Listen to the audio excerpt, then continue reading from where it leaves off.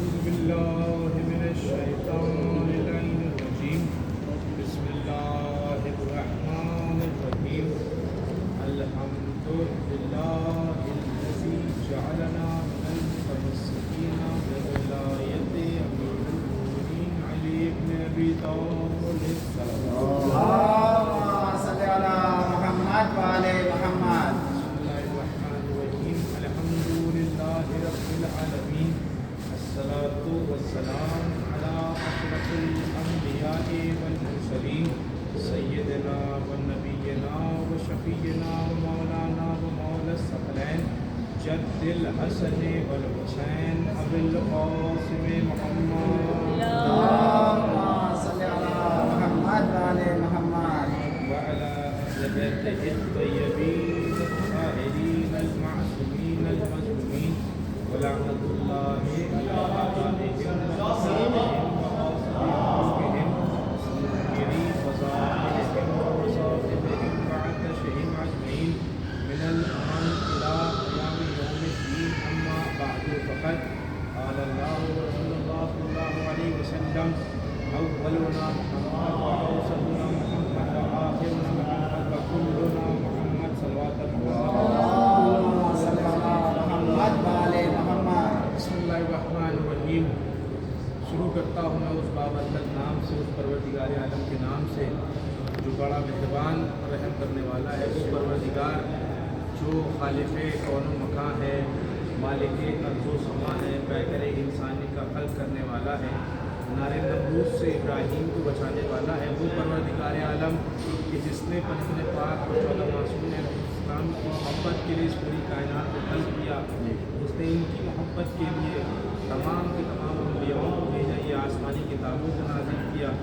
اور جس نے جو سب سے مقدس کتاب ہمارے درمیان ہے وہ ہے قرآن مجید، جس کو خط کی مرتبہ حضرت محمد اللهم صل على محمد وآل محمد. کہ جس طرح سے ہمارے لیے حدیث رسول مقدم ہے کہ ہمیں رسول کی حدیث پر عمل کرنا، اسی طرح سے قرآن کی آیات پر عمل کرنا ہے. اسی طرح سے جملوں کو بدلے کہوں، جس طرح سے قرآن کی آیات ہمارے لیے مقدس ہیں، اسی طرح سے رسول کی حدیث بھی، کیونکہ رسول بھی کوئی کلام نہیں کرتے جب تلک کی اقدار نہ چاہے. یعنی جو بھی رسول کی حدیث ہے اس میں اللہ کی چاہ ہے، یعنی اللہ چاہتا ہے تو اس کا حبیب کلام کرتا ہے.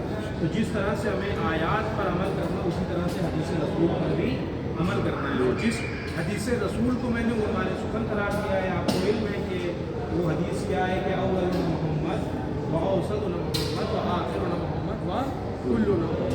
رسول کہنا چاہ رہے ہیں ہمارے گھرانے میں ہمارا اول بھی محمد ہے، اوسط بھی محمد ہے، آخر بھی محمد ہے اور کل کے کل محمد ہے. یہ صرف نام سے محمد نہیں ہے، بلکہ کردار سے، عمل سے، ہر مرتبے سے، اخلاق سے، ہر چیز میں سب کے سب محمد ہے. وہ جملوں کو بدل نہیں کہوں کہ سب کے سب صرف اور صرف محمد ہی نہیں ہے، بلکہ محمد کے ساتھ سب کے سب علی بھی ہیں.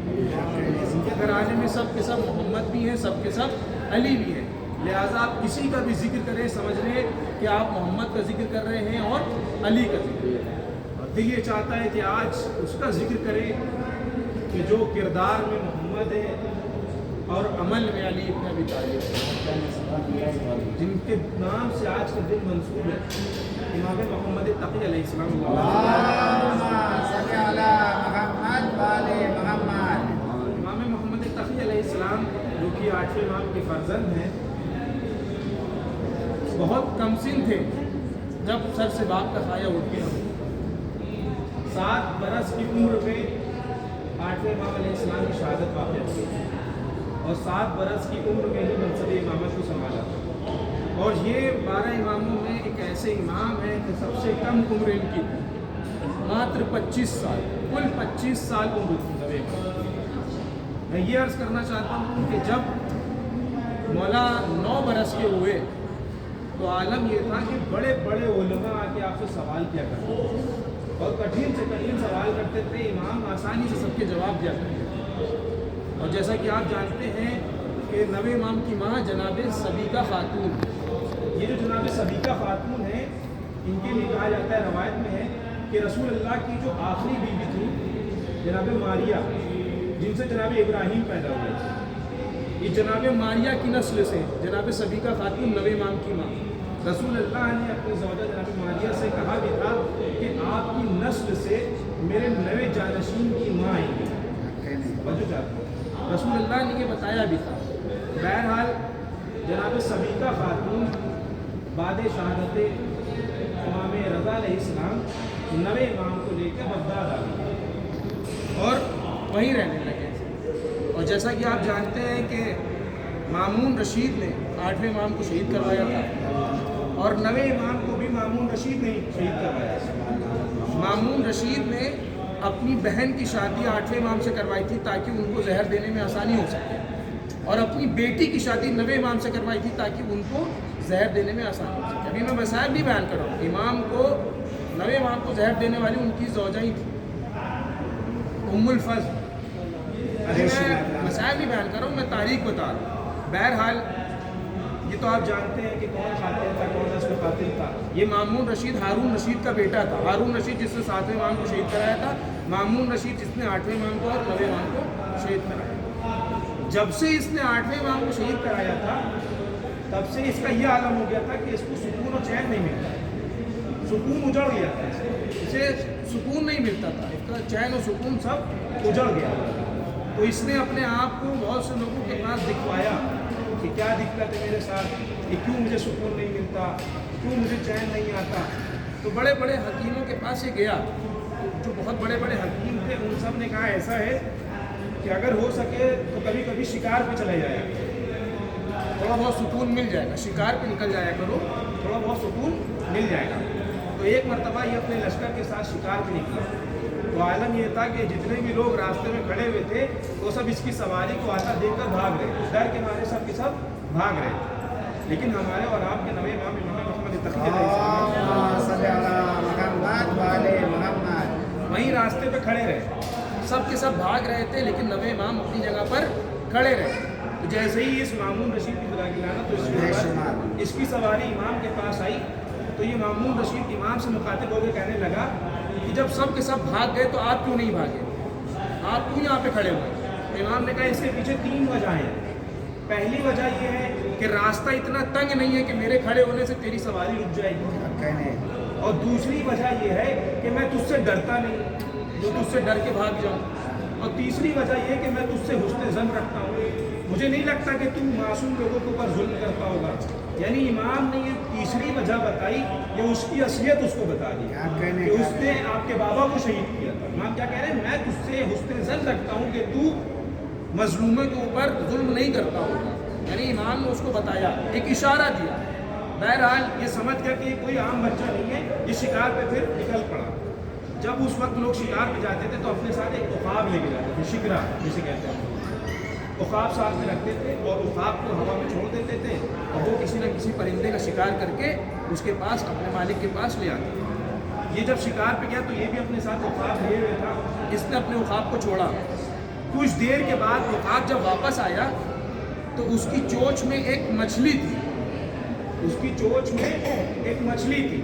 اب یہ بہت تعجب کرنے لگا کہ میرا عقاب تو شکار کرنے گیا تھا, یہ پرندوں کا شکار کرتا ہے, یہ مچھلی کہاں سے لے آیا, وہ بھی ہوا سے مچھلی لے آیا. تو اس نے کہا ایسا ہے کہ اب تو اس کو اتہاس میں لکھا جائے گا, ہسٹری میں لکھا جائے گا کہ مامون شکار پہ گیا, اس نے اپنے عقاب کو چھوڑا, وہ پرندے کے بجائے ہوا سے مچھلی لے آیا. بولو چاہتا تو اس نے اس مچھلی کو رکھ لیا. کہا گیا کہ اس کو ہم اپنے میوزیم میں رکھوائیں گے اور بعد میں آنے والی نسلوں کو یہ پتہ چلے گا کہ یہ وہی مچھلی ہے کہ جو مامون رشید جب شکار پہ گیا تو اس کا عقاب لے کے آیا تھا. جب یہ واپس آنے لگا تو دیکھا امام وہیں پہ کھڑے ہوئے تھے, جہاں پہ تھے وہیں پہ امام کھڑے ہوئے. اب اس نے امام کا امتحان لینے کے لیے کہ دیکھیں یہ بچہ کوئی عام بچہ ہے یا نہیں ہے, اس نے اس مچھلی کو اپنی مٹھی میں رکھا. چھوٹی سی مچھلی تھی جو عقاب اپنی چونچ میں پھنسا کے لایا تھا. اس نے اس اپنی مٹھی میں اس مچھلی کو رکھا اور ہاتھ کو پیچھے کیا. پھر اس کے بعد امام سے کہا کہ یہ بتائیے کہ میرے ہاتھ میں کیا ہے, وہ آزمانا چاہتا تھا. تو امام نے دیکھیے کیا خوبصورت جواب دیا, لاکھوں السلام ہو امام کے جواب کے اوپر. کہ امام کہنے لگے کہ جب کسی کو سکون نہیں آتا ہے, جواب دیکھیے مولا کیسے دے رہے ہیں, کہ جب کسی کو سکون نہیں آتا ہے تو وہ شکار پہ نکل جاتا ہے, اور جب شکار پہ جاتا ہے تو اپنے ساتھ عقاب کو لے کے جاتا ہے, اور جب عقاب کو وہ چھوڑتا ہے تو کبھی کبھی عقاب پرندے کا شکار کرتے کرتے گم ہو جاتا ہے, پرندہ غائب ہو جاتا ہے, تو جب وہ سمندر کے پاس گزرتا ہے تو سمندر میں جب بھنور آتا ہے تو اس بھنور میں جو چھوٹی مچھلیاں ہوتی ہیں وہ اوپر ہوا میں آنے لگتی ہیں، تو وہ خواب اس پرندے کو چھوڑ کے اس مچھلی کو لے جاتا ہے اپنے مالک کے پاس، اور اس کا مالک آ کے ہم لوگوں سے پوچھتا ہے کہ میرے ہاتھ میں کیا ہے۔ امام کا جواب دیکھیں، یہ ہے امام کی عظمت، یہ امام کا مرتبہ۔ آپ ایسے عالم تھے، اللہ اکبر، کہ 9 برس میں بڑے بڑے عالم و جید آپ سے آ کے سوال کرتے تھے، کٹھن سے کٹھن سوال کرتے تھے، امام سب کو جواب دیتے تھے۔ ایک روایت میں ملتا ہے کہ 16,000 لوگوں کی تعداد عرب سے، عربی 16,000 لوگ امام کے پاس آئے سوال کرنے کے لیے، اور امام نے سب کے سوالوں کے جواب دیے، ہزاروں سوال، جب 16,000 لوگ آئے ہیں سب کے الگ الگ سوال، تو نہ جانے کتنے سوال ہو گئے۔ مجھے روایات میں یہ بھی ملتا ہے کہ امام نے ایک نشست میں سب کے جواب دیے، صرف اور صرف نماز پڑھنے کا وقت لیتے تھے، پھر سب کے سوالوں کے جواب دینے لگتے تھے۔ عالم یہ تھا کہ بعض لوگوں کو تو سوال کرنے کی مہلت ہی نہیں ملتی تھی، امام جواب دے دیتے تھے۔ 4 لوگ ایک ساتھ اٹھے، امام نے کہا کہ جائز نہیں ہے، جائز نہیں ہے، تو کہہ رہے کہ مولا ابھی تو ہم نے کچھ پوچھا ہی نہیں۔ کہا تمہیں پوچھنے کی ضرورت نہیں ہے، کیا تم 4 لوگ جب اپنے گھر پہ چلے تھے تو ایک سوال لے کے نہیں چلے تھے کہ فلاں فلاں پرندہ اس کا گوشت کھانا جائز ہے یا نہیں ہے؟ تو میں نے بتا دیا جائز نہیں ہے۔ کہا تمہیں سوال کرنے کی ضرورت نہیں ہے، میں جانتا ہوں تمہارا سوال کیا اور اس کا جواب کیا۔ ایک سوال یہ امام کا عالم کیا کہنا، 16,000 لوگ آئے امام سے سوال کرنے، الگ الگ سوال کر رہے، واحد امام جواب دینے والے، ہزاروں سوالوں کے جواب دیے ایک نشست میں، سب کے جواب دیے، صرف نماز پڑھنے کا وقفہ لیتے تھے بس، سب کے جواب دیے۔ سب کے سب کہنے لگے کہ یہ کوئی عام بچہ، کیا برس کے 9 برس کے ہیں، صرف 9 برس کے ہیں امام، تب یہ عالم، سب کے سب یہی کہنے لگے کہ یہ کوئی عام بچہ نہیں۔ اور بہت سارے مناظرے ملتے ہیں روایات میں، بہت سارے مناظرے۔ ایک مرتبہ مامون رشید نے ایک اس وقت کا جو بہت بڑا عالم تھا اس کو بلایا کہ امام سے مناظرہ کرے، اور کوئی ایسا کٹھن سوال کرے کہ امام اللہ اس کا جواب نہ دے، تو وہ آیا بس آخری بار اس کے بعد اپنے مسائل کہ اس نے پھر کہا کہ میں کیا سوال کروں گا، یہ تو ایک چھوٹا سا بچہ ہے معاذ اللہ، اس کے لیے تو میرے شاگرد کافی ہے۔ تو مامون رشید کہے گا نہیں، میں بچہ نہ سمجھو، تمہیں جو بھی سوال کرنا ہو کرو۔ تو وہ بہت بڑا عالم تھا، اس نے اپنے حساب سے جو سب سے کٹھن سوال تھا اس نے کیا۔ سوال کیا تھا؟ کہنے لگا کہ مولا یہ بتائیے، میں اپنی زبان میں مولا کہہ رہا ہوں، اس کو معرفت نہیں، اس نے کہا یہ بتائیے کہ حالت احرام میں اگر کوئی انسان شکار کر لے تو اس کا کفارہ کیا ہوگا؟ اگر کوئی انسان حالت احرام میں کوئی شکار کر لے تو اس کا کفارہ کیا ہوگا؟ امام نے کہا تیرا سوال ناقص ہے، تیرا سوال ادھورا۔ اس نے اپنے حساب سے بہت کٹھن سوال کیا تھا، لیکن امام کہہ رہے تیرا سوال ادھورا ہے، تو نے یہ نہیں بتایا کہ وہ احرام عمرے کا ہے یا حج کا ہے، تو نے یہ نہیں بتایا کہ اس نے جو شکار کیا ہے وہ چھوٹے جانور کا کیا ہے یا بڑے جانور کا کیا ہے، تو نے یہ نہیں بتایا کہ اس نے حرم کے اندر شکار کیا ہے یا حرم کے باہر شکار کیا ہے، تو نے یہ نہیں بتایا کہ اس نے دن میں شکار کیا ہے یا رات میں شکار کیا ہے۔ مولانا نے اس طرح سے اسی کے سوال سے 13 اور سوال نکالے، تو حالت بگڑ گئی۔ ہم نے تو اپنے حساب سے سب سے خطرناک سوال پوچھا تھا، سب سے کٹھن سوال، اور امام نے اس کے سوال میں 13 سوال اور نکال دیے۔ جو چاہتا ہوں ایک سوال پر اگر امام نے اس کے سوال سے 13 سوال اور نکالے۔ اب وہ کہنے لگا کہ مولا مجھے خود اس کے بارے میں علم نہیں، کہ اتنے سارے الگ الگ ہیں۔ میں نے کہا ابھی میں نے صرف 13 سوال نکالے، اگر تم کہو تو اسی سوال میں کتنے اور سوال نکال سکتے۔ پھر امام نے سب کے جواب دیے، دیکھو اگر وہ چھوٹے پرندے کا شکار کر رہا ہے تو اس کے اوپر یہ کفارہ ہے، اگر وہ حالت احرام میں حج میں ہے تو اس کا یہ کفارہ، الگ الگ کفارے امام نے بتایا۔ یہ ہے امام کا جواب۔ پھر امام سے وہ کہنے لگا آپ بھی کوئی سوال کر لیجیے، تو امام نے کہا میرے سوال کا تم جواب نہیں دے پائے گا، لیکن چلو اگر تم کہتے ہو تو میں تم سے سوال کرے لیتا ہوں۔ اب امام کا اپنی سوال سن لے، بس اس کے بعد گفتگو تمام۔ امام نے کہا چلو ایک چھوٹا سا سوال میں کرتا ہوں۔ ایک شخص مسجد کے لیے نکلا، اپنے گھر سے ایک شخص مسجد کے لیے نکلا، اس نے دیکھا کہ ایک کوٹھے کے اوپر، چھت کے اوپر ایک عورت کھڑی ہے، وہ فجر کی نماز پڑھنے کے لیے نکلا ہے، اس کی نگاہ اس عورت پہ پڑی، وہ عورت اس کے لیے حرام، لیکن نماز فجر کے بعد اس کے اوپر حلال ہوگی۔ ظہر آتے آتے پھر حرام ہو گئی, عصر آتے آتے پھر حلال ہو گئی, مغرب آتے آتے پھر حرام ہو گئی, عشاء آتے آتے پھر حلال ہو گئی. مجھے کیا اب اس نے جب یہ سوال سنا کہ امام کا سوال کیسا ہے, اس نے کہا ایسا ہے مولا مجھے اس کا علم نہیں ہے, اب آپ ہی اس کا جواب دیں. سوال دیکھیے کہ ایک شخص فجر کی نماز پڑھنے کے لیے نکلا مسجد کے لیے, ایک کوٹھے پہ ایک عورت کھڑی ہے, جب اس کی نگاہ اس پہ پڑی تو وہ حرام, نماز فجر کے بعد حلال, زور آتے آتے پھر حرام, عصر آتے آتے پھر حلال, اس کے بعد مغرب میں پھر حرام, عشاء میں پھر حلال. جب مولانا نے سوال کیا اس کے کچھ سمجھ میں نہیں آیا, پھر مولانا نے اس کو جواب دیا. جواب کیا دیا؟ کہا جب وہ اپنے گھر سے نکلا نماز فجر کے لیے تو وہ جو کوٹھے پہ عورت پڑی تھی وہ اس لیے حرام تھی کیونکہ وہ نامحرم تھی. سمجھو چاہتے, پھر نماز فجر کے بعد اس نے اپنی کنیزی میں لے لیا, حلال ہو گئی. زور آتے آتے اس سے اپنی کنیزی سے آزاد کر دیا, پھر حرام. سمجھو چاہتے, عصر آتے آتے اس سے عبد کر لیا, پھر حلال ہو گئی. سمجھو چاہتے, اس کے بعد مغرب آتے آتے اس کو طلاق دے, پھر حرام ہو گئی. پھر اس کے بعد عشاء آتے آتے اس کو واپس اپنے زوجیت میں لے لیا, پھر حرام. تو یہ ہے امام کی عظمت. کوئی بھی ان کے در پر آیا خالی ہاتھ نہیں کیا. جو آج نکاح کا جو سیغہ چلا ہے یہ 90 امام سے چلا ہے. اب دامن وقت میں گنجائش نہیں, انشاءاللہ کبھی پھر رہا عرض کروں گا, بس میں نے مجلس کو تمام کیا. چند جملے میں صاحب کے فتوے دعا, یہی وہی امام ہے کہ جن کو زہر سے شہید کیا. 90 امام کی سب سے کم عمر تھی, تمام اماموں میں سب سے کم عمر 90 امام, صرف اور صرف 25 سال.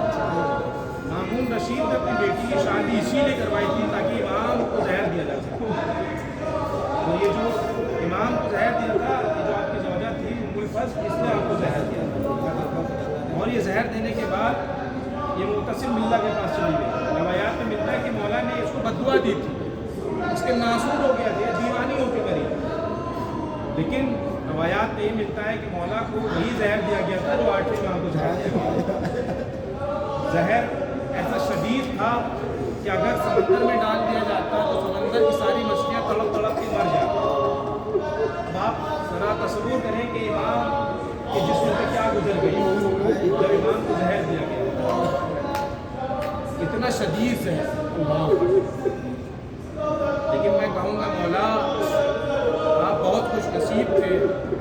ہاں بے شک آپ کو زہر دیا گیا, آپ کی شہادت ہوئی, لیکن مولا آپ کا بیٹا موجود تھا, اس کے ہاتھوں میں ہتھکڑیاں نہیں تھیں, اس کے پاؤں میں بیڑیاں نہیں تھیں, اس کے گلے میں خاردار پاؤں نہیں تھا.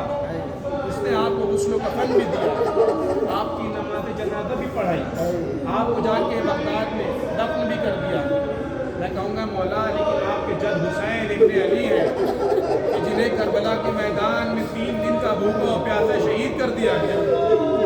بیٹا موجود تھا لیکن کتنا مظلوم تھا کہ ہاتھوں میں ہتھکڑیاں تھیں, پاؤں میں بیڑیاں تھیں, گلے میں توقے خاردار تھا. وہ بیٹا دیکھ رہا تھا باپ کا لاشا میں غسل و کفن پڑا تھا. دارو ذرا آپ تصور کریں کہ جتنے بھی مسائل ٹوٹے, جتنے بھی معصوموں پر, سب کی انتہا کربلا پہ ہو. ایسی ایسی مصیبتیں کربلا میں پڑ گئی. آپ ذرا تصور کریے کہ اگر کسی کا کوئی جنازہ ہو جاتا ہے تو اس کے گھر والوں کو جنازوں سے دور رکھا جاتا ہے, لیکن کربلا میں تو عجیب و غریب عالم تھا. اہل حرم کو اسیر کر کے اس راستوں سے گزارا جا رہا تھا کہ جہاں پہ شہداؤں کی لاشیں پڑے تھے. اب آپ تصور کریں کہ جب جناب سید سجاد کی نگاہ اپنے بابا کی لاشیں پہ پڑی ہوگی تو کیا عالم ہوا ہوگا. جب جناب رباب نے اپنے جناب علی اصغر کو دیکھا ہوگا تو کیا گزر گئی ہوگی. جب جناب لیلا نے جناب علی اکبر کے لاشے کو دیکھا ہوگا تو کیا گزر گئی ہوگی. کربلا سے کوفہ, کوفہ سے شام, دیار و دیار میں مکہ و چادر پھرایا گیا. ایک رسم میں 12 گئے, ہاتھ پسے گردن بندے. سوچئے امام زین العابدین علیہ السلام نے کیسے برداشت کیا. امام زین العابدین علیہ السلام کے لیے لکھا گیا ہے کہ آپ اتنے پردے کے پابند تھے کہ جب آپ اپنے گھر میں تشریف لاتے تھے تو گھر کی ماں بہنیں پردے میں چلی جاتی تھی. لیکن ہمارے سید سجاد کہ انہی کے سامنے کوچوں بازار بہنوں کو بلوائے یہاں پہ پھرایا جا رہا. یہی تو وجہ ہے کہ جب بلال نے کہا مولا آپ کیوں خون کے آنسو روتے ہیں, جب آپ روتے تھے کہتے تھے الشام الشام پہ ایسی کیا مصیبت پڑ گئی؟ مولا نے کہا نا مولا آپ کی شہادت تو میراث ہے۔ مولا نے کہا اے منہار، تو نے فیصلہ نہ کیا